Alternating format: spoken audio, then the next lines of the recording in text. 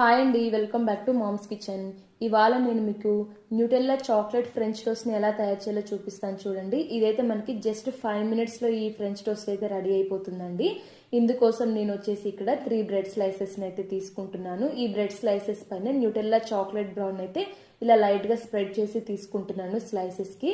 ఇలా అప్లై చేయడం వల్ల ఏంటంటే పిల్లలు చాలా ఇష్టంగా తింటారండి. ఇది ఎవరైనా సరే మార్నింగ్ మనకి బ్రేక్ఫాస్ట్ లేనప్పుడు ఇట్లా చేసుకొని తింటే చాలా బాగుంటుంది.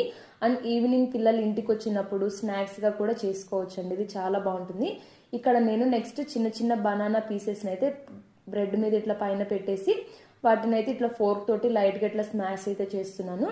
స్మాష్ చేసిన తర్వాత ఇంకొక స్లైస్ని అయితే యాడ్ చేస్తున్నాను. దానిపైన కూడా మళ్ళీ ఇట్లా చిన్న చిన్న బనానా పీసెస్ని పెట్టి దాన్ని కూడా మనం ఫోర్క్ తోటి ఇట్లా లైట్గా ఇట్లా స్మాష్ చేసుకోవాలండి. ఇలా స్మాష్ చేసిన తర్వాత దానిపైన కూడా ఇంకొక బ్రెడ్ స్లైస్ అయితే పెడుతున్నాను. ఇలా బ్రెడ్ స్లైస్ పెట్టిన తర్వాత ఇక్కడ ఒక ప్యాన్ పెట్టుకొని అందులో నేనైతే ఇట్లా ఒక బటర్ క్యూబ్ని అయితే తీసుకున్నాను.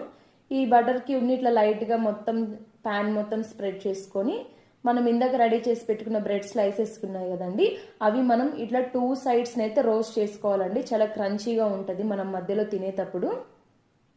ఇలా మొత్తం స్ప్రెడ్ చేసుకుంటూ బటర్ని మొత్తం 2 సైడ్స్ అయితే మనం ఇట్లా రోస్ట్ చేసుకోవాలి. చూసారు కదండి సెకండ్ సైడ్ ఎట్లా అయిందో.